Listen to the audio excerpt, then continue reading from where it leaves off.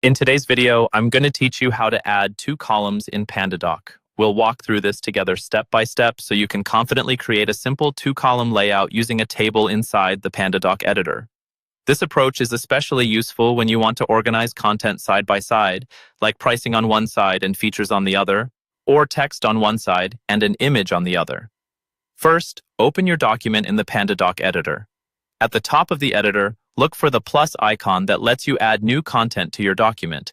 When you click this plus icon, choose the option called Add Content, and then select Blank Page.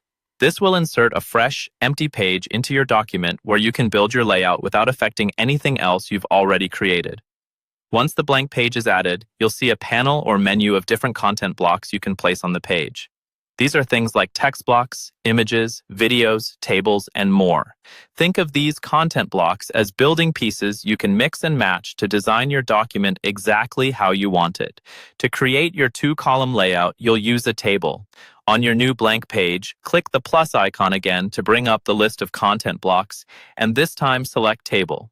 As soon as you do this, Pandadoc will automatically insert a table onto your page. By default, this new table is set to have two columns. That means you already have the basic two-column structure in place without having to change any settings.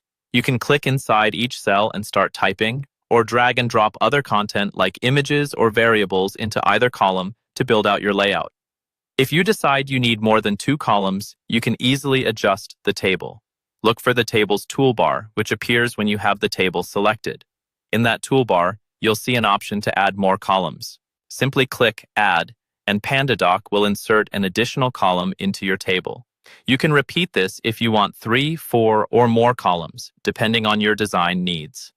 To recap, you add a blank page, insert a table using the content blocks, and let Pandadoc create your two default columns. From there, customize the content in each column and use the table toolbar to add more columns if needed. This simple method gives you a clean, flexible way to organize information side by side in your Pandadoc documents.